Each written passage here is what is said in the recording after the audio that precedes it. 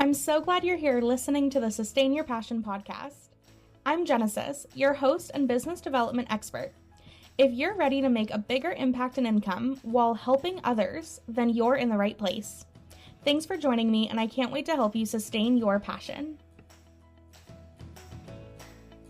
Hi, everyone. Welcome to this week's episode of Sustain Your Passion. Today, I want to talk with you about how I come up with so much content because, spoiler alerts, it's not just me doing all of this content work.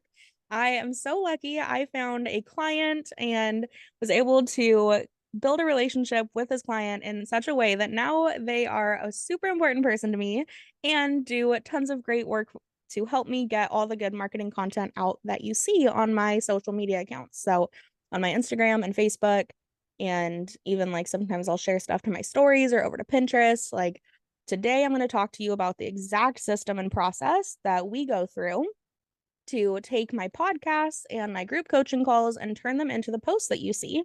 So that if you want to try to be super efficient with the way that you create content, hopefully there's a lesson or two in here that makes some sense for you to adapt into your process as well. So on this episode, Jade and I are going to talk through our process. And so Jade, can you go ahead and introduce yourself? Tell people where they can find you online and what kind of work you do? Yeah. So my name is Jade, and my socials are Dog Life with No Spoons on Instagram and Facebook. So mostly I focus on helping people repair their relationship with their dog. But yeah, for Genesis, I am doing marketing work since we found that I had a knack for that, I guess. Mm-hmm. Yes. And I just love your brand, Dog Life with No Spoons. It's so perfect for the neurodivergents out there that love their dogs and their pets and want to figure out how to manage, all the things, including being, the way I would say it, a good dog mom. So thanks for joining me today to talk about this. So everybody who's listening, I want to tell you a little bit about how I noticed that like Jade's really good at content writing, and then Jade, I'd love for you to share too, like what it was like for you, and then we'll get into the nitty gritty of what our process looks like. So I met Jade in like December of 2022, I think, right? Because it's 24. Last year was 23. The summer before that, Sounds yeah. right. And we started talking about consent-based marketing and sales in a Facebook group for ADHD female entrepreneurs. And we found that we agreed a lot in terms of the importance of baking in consent into a sales structure. And for me, that means that you're putting out content so that people find that content when they're seeking it because they have a question that you know how to answer. And then they are slowly choosing to move closer and closer to you and your offers and get to know more about like what you might be able to do to help them rather than a more traditional approach of marketing and advertising being where you try to disrupt people's days with your information, which we all hate, right? All the commercials on like Netflix and stuff, like, or when you're trying to watch a Hulu show, it's just like, get out of here. I want to watch a show. Versus when you're actively searching for something, you want the answer. You're excited by the content being there. And so when Jade and I first started talking about this, she was able to join my group coaching program. And after the first round, how far did you get in developing things? Like you had a webinar, you were like mostly done with your program. Like talk to me a little bit about like why you extended your time and like why we started that conversation. Cause I know that was a big piece for us of like, we still got more work to do here, but financially, like, wasn't feasible. So we started discussing other options. So talk to me about like how far you got in your first round of working with me. Yeah, so I think the first 6 months of the program I had gotten through writing maybe half of my program, intending it to be like a 6-month program, and then had also recorded a webinar and then marketed for a couple of months, I think 2 or 3 months at that point, just to kind of get a feel for it and figure out what I was doing and just I remember at that time very strongly being like, this is an experiment. I'm just doing this to figure out what happens. So I wasn't super attached to like actually making a sale at that point. Like that Mhm. wasn't necessarily the goal. And there was a lot of other things going on, like still working a full-time job and transitioning into a more active role as a parent with some kids that I was involved with. So those were things that were, I would say, a higher priority Mm. than I could prioritize writing the program. And so at the end of the 6 months, like I just knew that like I was still working on it, and it definitely wasn't something that I was even interested in putting aside or like not pursuing. And so needed help in continuing to have motivation to work on it, I think primarily. Mm-hmm. And also feel more comfortable in some of the smaller skills within marketing and sales calls, especially Mm. because I was not as comfortable with those and was starting to understand like the general idea of how to do it, but what I tend to need more practice with the whole process to be fully comfortable. So um yeah, I think I just knew that I had a lot more to learn still.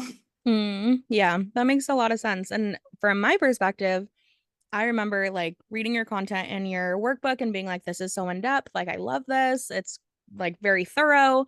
And then when you started creating content, I was like, oh shit, like she actually followed every direction and like it's fucking working. Like, look at this brand she's growing. Look at all these followers she's getting. And like you were booking sales calls and all of that. So it was so exciting to me to see that, like, okay, the way I'm teaching this is making sense. Great. Always nice to have that reminder as an educator. But then also was like, I want my content to look that good because, like, no joke, it's hard to stay consistent with your own ideas. And that's part of like eventually, right? Ideally, as your business grows, you're not doing everything that you have to do when you first get started. And so during that time, and this was at this point, it was like June of 2023. I remember I was looking to continue expanding my marketing reach, and I had been working with a marketing agency for a few months. And they did a few other things as well than, taking my content and turning it into posts, like my podcast and my coaching calls. But those were the pieces that like I was more comfortable doing. But it was really the like listening to my voice in podcasts and pulling out nuggets of wisdom and then being able to turn that into social media content that was just like I never wanted to do it. Like I'm the kind of person that when I record a podcast, I get it launched and like I try never to hear it again.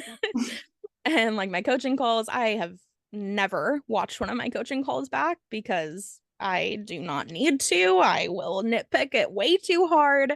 And I trust that I can get feedback from my clients and that their impact and experience matters more than like my perception of myself, too. And so I can trust them.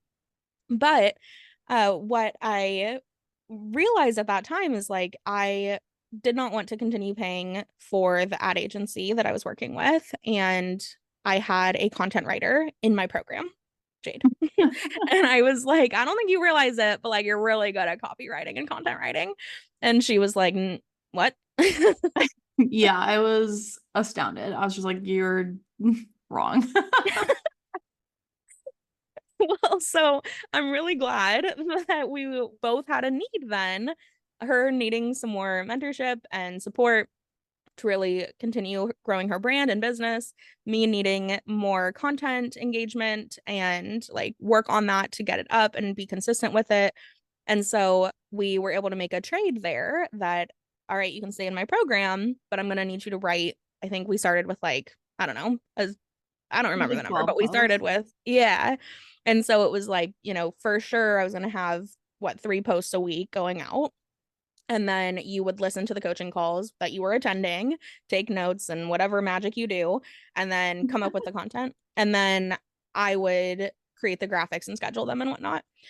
And we'll get into the exact details of how that works in a minute, but I just want to share this because something that I talk a lot about with my clients is the importance of finding creative ways to work with your ideal client. So I knew that your brain was what I wanted to nurture. Like, I love getting to work with really smart people that have hyper focuses on areas. That's why I love working with neurodivergent people and getting to kind of anchor and harness all of that into a finished product and then help you actually talk about it because there's a big gap between like I know a lot of shit and I know how to talk about a lot of shit and I know how to apply it to your situation.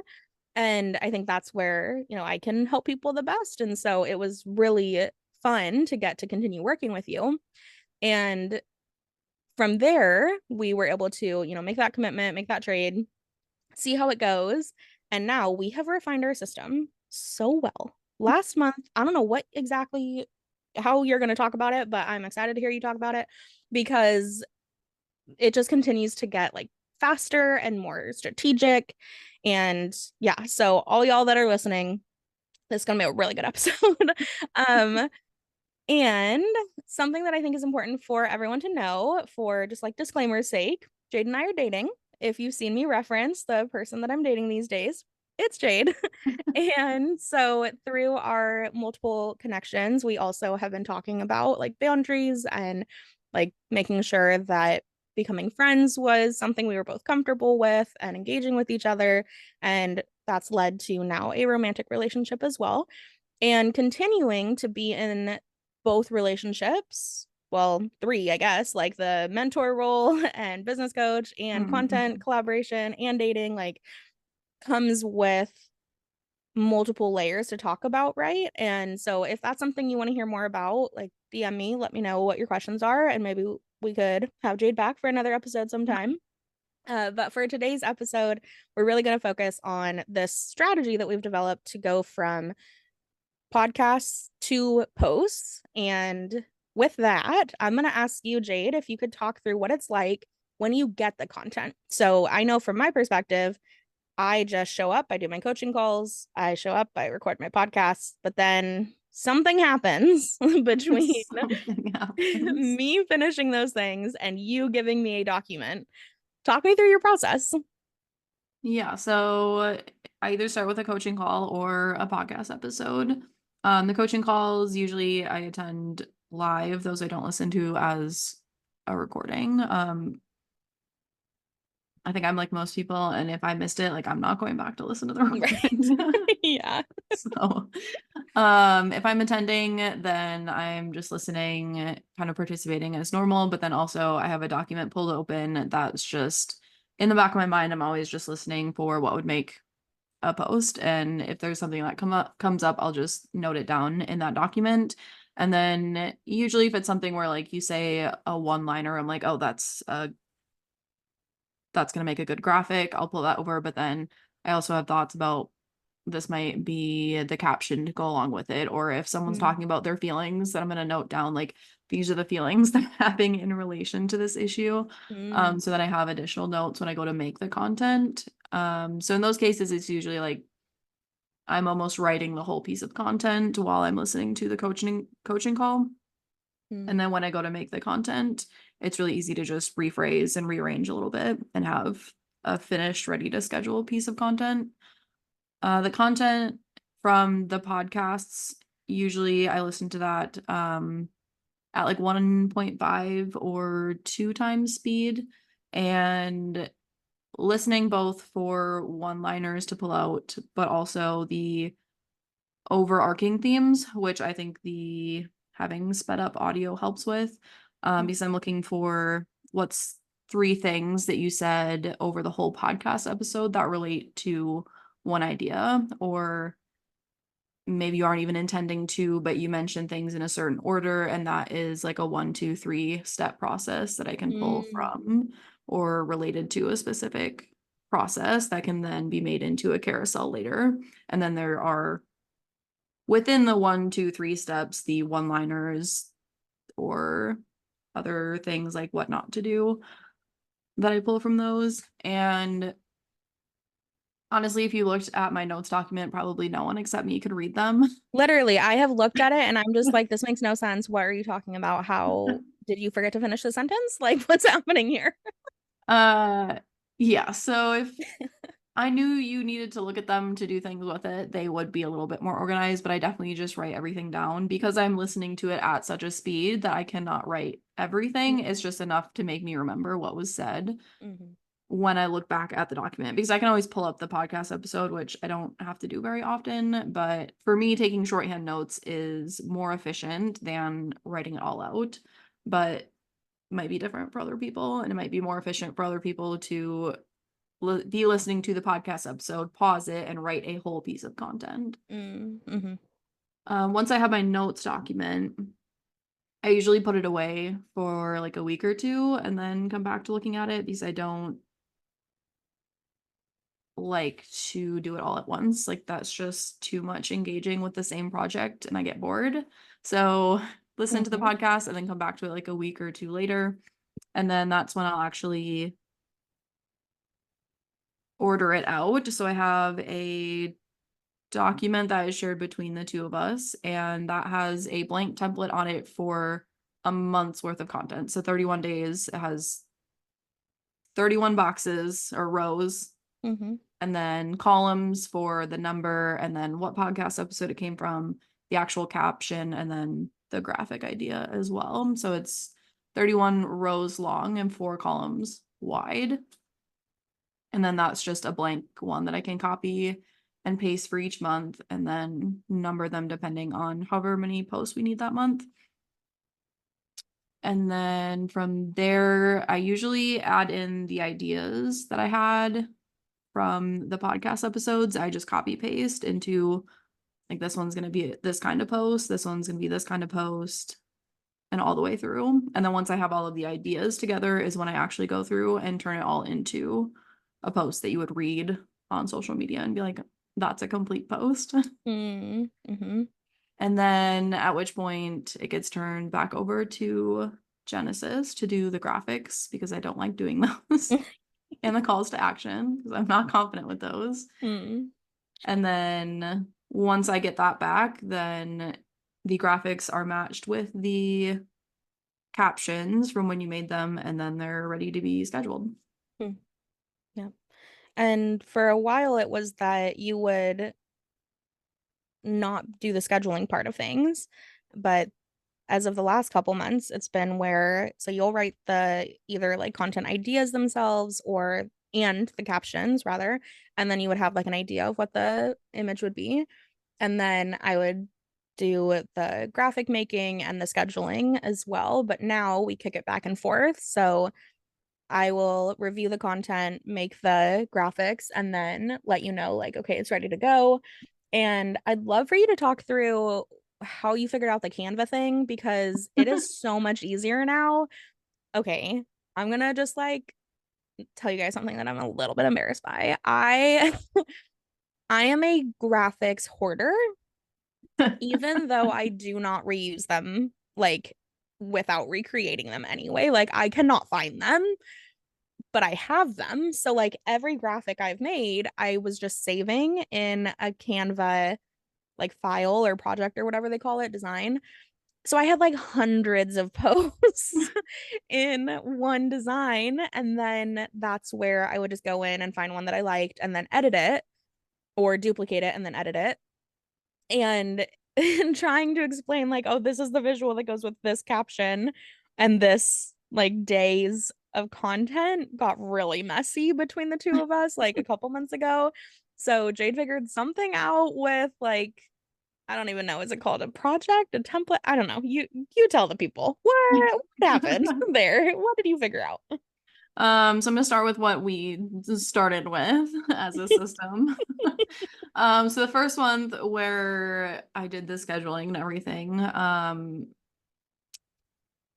yeah, the document you shared with me was like 250 to 300 graphics long, and I'm pretty sure that was not the only one that you had. No, no. Um, and yeah, I think it was a really good start at a template. But the process was that out of these 250, of which maybe there were like 10 that looked all the same template, choose your template that you wanted to use, copy it, move it all of the way to the bottom, Mm-hmm. and then change it to match the caption and then download it. And they're all out of order. So every caption that I had, then I was individually going into Canva, clicking download this one that I'm on right now, save it to my downloads, and then going to the business suite and then clicking upload this one picture, paste this caption, do the emojis, do the hashtags, and then post. So it was a lot of clicking for every single Which for one. years I've just been doing it that way. Like my downloads folder has so many items in it because that was just my process and I didn't think anything of it. I was just like, this is just how it works. Like 1 month, this I is was like, 1 month of doing that, I was like, we're never doing this yeah, you're again. like, this is shit. No, we need to fix this. So this month instead, or last month for this month, whatever. With the captions, I then added all of the hashtags and all of the emojis like at one time. So like wrote all of the content as one step and then added all of the hashtags and then added all of the emojis at once. Hmm. And that helped to streamline things instead of trying to do that in the business suite, because I don't know why business suite is the only place that doesn't let you search the emoji that you want, but it Yeah. is. Yep. And then with Canva, so instead of trying to just work in the same project or like document that you have created, what you can do is when you create a new document or when you're on any document, to the left hand side where the bar is to like select images and whatever, Mhm. there's a tab that says projects. And if you click on that, it shows you all of the like folders for your projects on your homepage. So anything that you created before is available to you at any point in Canva without having to go over into that project and copy and paste it. So Oh. I took that 250 image spread, and I just went through it and saved one of every template instead of having a document that was trying to be every single image that was ever created. Yeah, that makes sense. And that one, I think it still ended up being close to 100 Mhm. different templates that were just like slightly different. And then named that one like template master list. And being ADHD, I put a reminder on there to not touch it.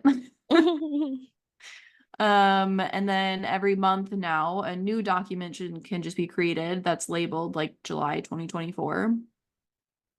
It starts as a blank document, and then you can just go into the projects and look at the captions and then decide this is the template I want to use. Click on that one, and it immediately copies it over into the project you're working in. You can edit it and then have all of your images in order of your captions.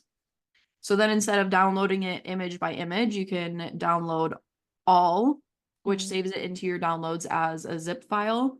And to be able to access those, all you have to do is open your download folder, right click it, click extract all, and Mhm. then just click save on the next window it brings up. And then you have a folder that is all of the images from that Canva. And then you can go to your scheduler Mhm. and upload the image with the caption. And then when you're scheduling, instead of clicking 8 times for each one, it's just uploading the picture, copy pasting the caption, which already has your emojis and hashtag, and then clicking schedule. So it's like 3. That makes sense. And there's a lot of schedulers out there. The one that I like to use and make Jade use because I don't pay for one is the Facebook Meta Business Suite one. Like it's just already baked into the apps. I'm curious if there's studies that have been done to find out like if your reach is better or if there's any difference between schedulers as we're talking about this. I'm like, I wonder it is if it could be better on different ones or not. But I have yet to like test that myself or see any data about that. So we just use the free one right in Facebook. So that's what she's referencing when she's talking about like the Meta Business Suite. If you just Google Meta Business Suite and you have a Facebook business profile, like you can click into it really easily from your Google search. And then on the left with the menu bar, there's like a little calendar thing, and you can click in there and then see all the content you've posted before. And then right below it is where you would go to schedule your content. So this whole process I'm curious, how long do you think it takes? So from my end, my coaching calls are usually like 2 hours twice a month. So that's like 4 hours. And then 4 podcasts a month is like another 4 hours. So I spend 8 hours creating the like source content. And then for me, making the graphics, I think it probably takes me like, this is totally a guess, y'all, but like an hour a week. So like for a week of content. So then that's probably another 4 hours. So in total for me, let's round it up to like 15. What about for you? It's hard to say because I'm always doing other things also. Mm, I got the actual like everything is complete and ready to be scheduled.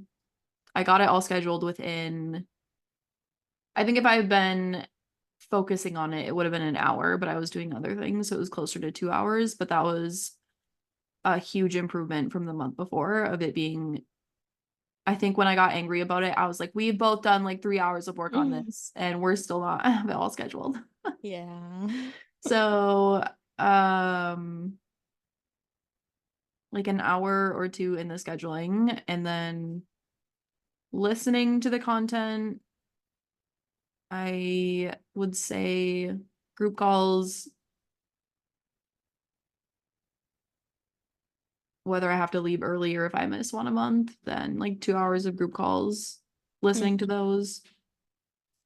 The podcast episodes right now to make the amount of content we need, like 20 plus posts, then usually I listen to like 2 or 3 podcast episodes. Mm. So that's like an hour of listening. And then the longest part to me is the actual writing the content. Mm, I would say like 3 to 4 hours on that one. So around 10 hours. So together, we're spending less than 30 hours to create a month's worth of content. So if you are spending an hour a day on your content, you're doing the same thing that we are, but potentially less strategically and potentially just like drawing it out a little bit every day versus like creating a system where you take the content you were already making. And that's the other thing that's so cool about this is like I'm already making the podcast, right? I have to show up to my coaching calls. Like that's the work I do, right? So those things are already happening. We just found a way to leverage those content sources that are really long form and turn them into the social media posts I need to continue this cycle of, well, this is what people are asking me about in coaching calls. This is what I'm creating podcasts on based on what people are asking me about on social media, and then repurposing it into the exact strategy for the next month to continue those conversations with new people that would then come into my programs. And I have found this to be a great way to also stay on brand and stay focused in my niche because I want to post about everything in my life. I would love to just be a content creator that has a, million people that care about the coffee I drink that morning. Like, sure. But I also don't really want to do that because that sounds awful and care a lot about the work that I actually do. But my ADHD brain would take me in every other fucking direction. And then it would be really confusing. And so my posts would not get much reach. People wouldn't really know what I do. There wouldn't be a clear like strategy behind it. And chances are I would miss creating content that is really designed to find someone that is ready for coaching, which includes things like step-by-step tutorials, how-to posts in carousels, like writing transformational stories using my flows template, giving direct advice, or like talking about the emotions that go into a transformation. And all of the advice that I'm giving to my clients directly becomes my content. So if somebody likes my social media content, chances are they're going to like being my client. So it's really the easiest and most efficient way that I've found in 6 years of creating content for my coaching business to do what I do, but do it more efficiently and to leverage all of the work I was already doing to create more content rather than, I'm sure if you're listening to this, you create social media posts, you know what I'm talking about, where you sit down to write content and you're just like, what do I do again? I don't know. What do people ask me about? I don't know. This gets rid of all of that panic because you literally have it recorded and then can re-listen to it and create posts from it. And so I'm also going to own that, like, I could not do this on my own, right? I would have loved to be able to sit down and re-listen to my posts or my podcast, sit down and re-listen to my coaching calls, but like, I don't know, maybe Jade, maybe you know what it is, but like there is something about watching myself, hearing myself, like I don't know what that is, what neurodivergent piece of I me. can't do it either. So I just hate it so much. And like I'm just so critical of myself. Literally, like, why did you pause like that? Why did you just make that mouth sound? Ew, that's awful. Like every little detail I want to improve. And so it's also like really hard on my mindset to try to do that, even though I might be able to get more content out of it if I did. And so finding someone that has those skills that was already engaging in my coaching calls, and I don't think you listened to the podcast before we made the agreement to like trade coaching for content, but like I hope it's helpful that you listen to them now. Um, it made it more efficient, I think, for me to not get caught up in the weeds of like judgment to create content, but then also made me really sit down and ask myself, what type of content do I know does well? And set a strategy and a plan, and then pass it to someone who could do the work for me without continuing to question, like, does this sound good? Should you do it that way?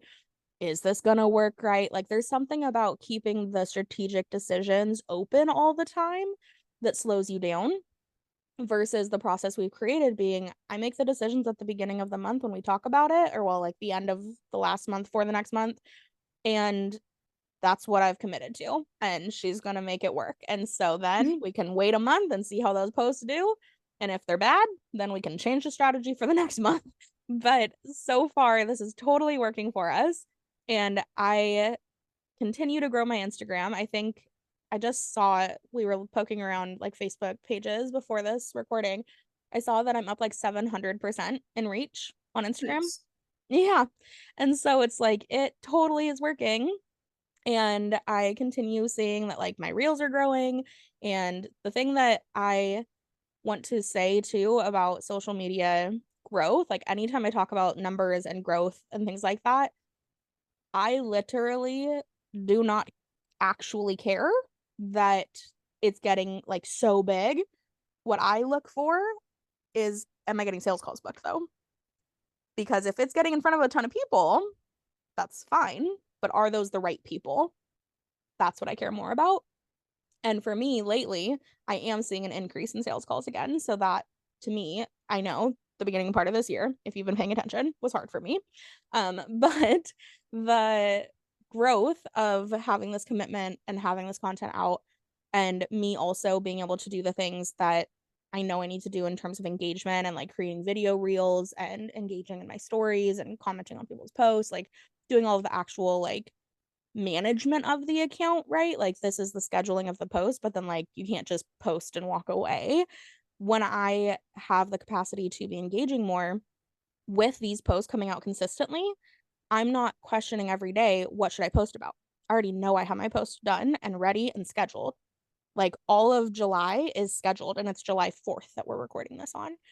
And so knowing that, I can then think about different content and be more present in videos and talking to people, which is really where like the magic happens, I think, on Instagram. Like it wants you to spend your time on the app.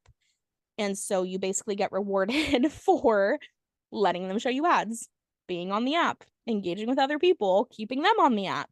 And so there is something about needing to post consistently and also engaging on your accounts to get the outcome of actually getting clients from your posts. So I want to give that caveat in case anybody's hearing this and is like, oh, great, I'll just like sit down and post and then like not do anything on my accounts and get clients. Like, no, you will not. So make sure that you also do the engagement parts.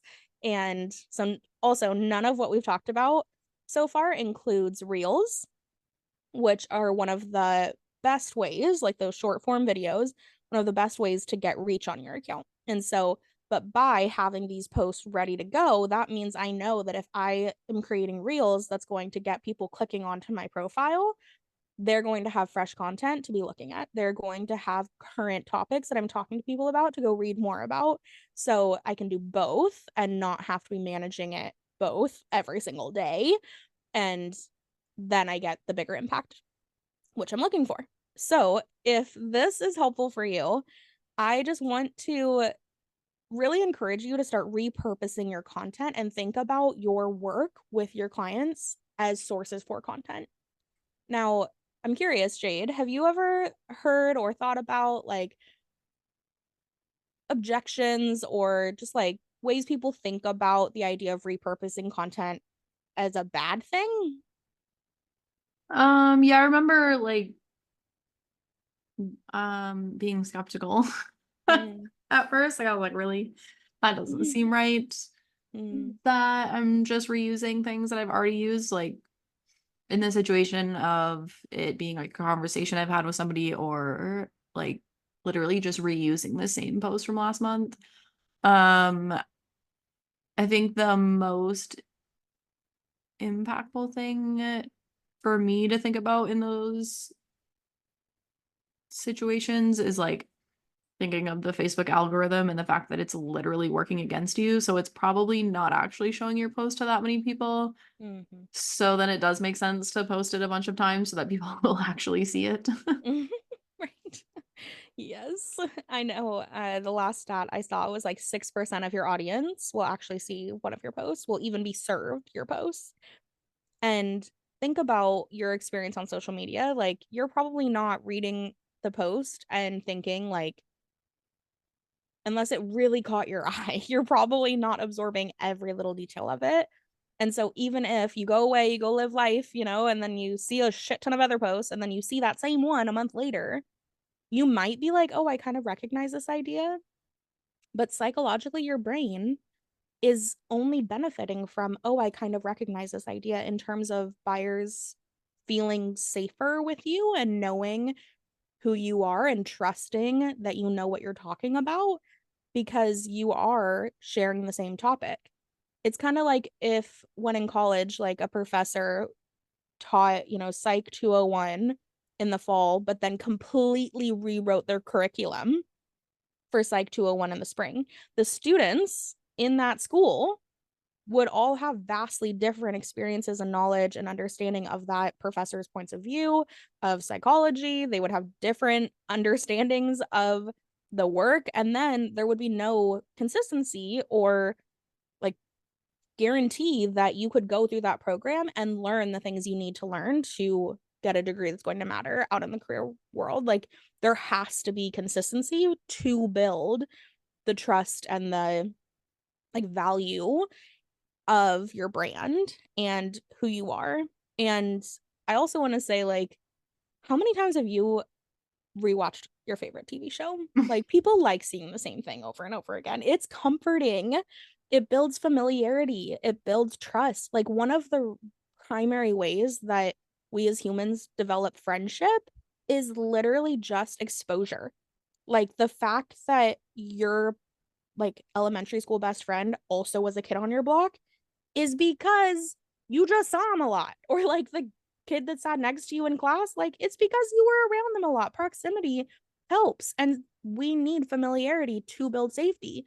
And so I also think about this from that layer of like, yes, it saves me time. Sure. Like that is a benefit to me that I don't have to, go and come up with all new random ideas. But also, if you want to be known as an expert, if you want people to trust you in a certain area, you have to show up and talk about the same thing over and over and over and over and over and over and over and over and over again so that people think of you as the person to come talk to about that thing. And so if you are constantly using all your creative energy to come up with new and novel ideas, you might be doing this whole social media marketing thing wrong and wasting a ton of time. And that could lead you to burning out.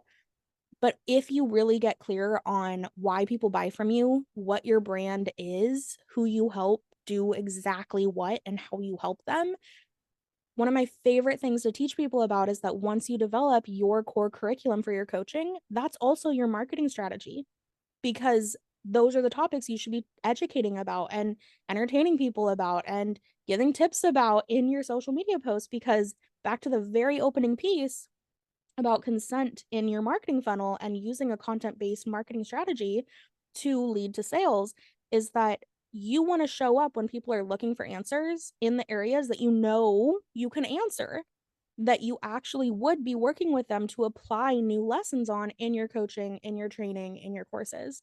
So it might feel kind of like cheating. It might feel like you're oversimplifying things, but that's kind of the point. Like, good marketing is repetitive because that's how you build brand recognition. So if you've ever felt like, is this not authentic? Is it bad? Is it boring? I don't know, like skeptical, like Jade mentioned, like just try it. Like, please just commit for like 3 to 6 months to talk about the same stuff over and over and over again. And you can still tell different stories. You can still present the information in 5 different ways, right? Um, and if you need to think through that, like one of my favorite things is if I am trying to consider a topic, I just ask who, what, where, when, why about that thing. And then there's 5 different angles to talk about that thing. Like if I was going to teach someone about, I don't know, um, marketing funnels, I would literally ask myself who, what, where, when, why about a marketing funnel. And then that's 5 different ways to talk about it, but I'm still talking about the same core concept. So hopefully this is giving you permission to repeat yourself, to know that an expertise comes from saying no to other ideas. And if you have ADHD, if you like a lot of things, this can be really hard. And that's part of why you need to pre-plan it and then get it scheduled so that you're not constantly reopening the strategy box and saying, well, should I change up my strategy? Like, no, you shouldn't. You made a plan. You know Oh. what you're trying to sell. So talk about it. And then maybe build a second business if you need to harness that. But you need some solid strategies behind what you're doing in your posts so that you don't end up talking about everything under the sun. Also reminds me about what you have, I think it was you who said it, but brought up like like when you are making content, you're also putting it out multiple times so that people see it at the right moment in time, like when they are ready to see it. Mm, Like one of the sentiments I repetitively have posted about it in my brand is just the idea that like you're not a bad dog owner, and like mm, people could hear that every single day and it would still be useful to them every single day. yeah. Um, or just like they might be tired and not actually read it the first time. And the second time they see it, they actually are in a state of mind where they're reading the content on their feed. And so they actually read it and absorb it that time. Yes. So like necessary for things to actually be impactful for people, for them to have an opportunity to consume it multiple times. Yes, I love that. And, I think about the person who, in that example, right, who, oh, yeah, you're not a bad dog. You're not a bad dog owner. Yeah, I know. I just took my dogs for a walk and fed them and did their nails, and like they're happy as can be sleeping right now. Versus a month later, encounters that post. Are you sure? Because my dogs look really mad right now, and one of them just took a shit on the carpet. Like, I feel like, and I yelled at them, like, I feel like a bad dog owner right now. Like, I don't know. That's going to stop them in their tracks. And because they've heard that from you before, they're going to trust you a little bit more than somebody else saying it. So, great point. Great example. Okay, y'all. We've talked a lot about our process to go from podcast to posts, thinking about how to leverage the work you're doing with your clients, recording it, and then coordinating your posts from it to create content that is in line with the work you actually do so that you can take the guesswork out of, well, what should I post about today? And hopefully spend less time brainstorming ideas or creating content and more time actually engaging with your audience and building relationship with them in ways that need to be present, like commenting on their posts, sending them messages when they comment on your posts. Building relationships with them takes your presence, putting out content doesn't have to. So if you have any questions about this process, DM me, let me know. I would love to continue discussing this if there are follow-ups that you have. But with that, I think what I'd like to ask in closing, Jade, is there any other things you want to make sure that somebody who's considering, picking up some of this process to have in mind when they do it? Any other advice or things you want to share? I think just make it an experiment. Like attaching less goals to it and making it an experiment and just seeing what happens when you try to market instead of being like, well, it didn't work as a whole because I didn't meet this goal. Makes things a lot more flexible. Yeah, that's a really good point and speaks to the idea of continuous improvement, right? If you set some rigid goal and then you throw in the towel, well, you never knew if you could have just tweaked one thing and gotten different results next month. So I love that perspective of keeping it as an experiment and making it fun. Like, let it be something you're just trying out. Thanks. All right, everyone. Find Jade over on Dog Life with No Spoons on Instagram or Facebook. Find me at Genesis_Rose. Send us DMs if you have follow-up questions or thoughts you want to share with us. Thanks for listening, and I'll be back next week with another episode. Take care. Thank you so much for listening to this episode of the Sustain Your Passion podcast. If this episode helped you gain a bit more clarity, courage, or confidence, please share it with your friends on social media or in a text. It would mean the world to me. Thanks in advance for sharing this episode. I hope you have a great week, and I'll talk to you soon.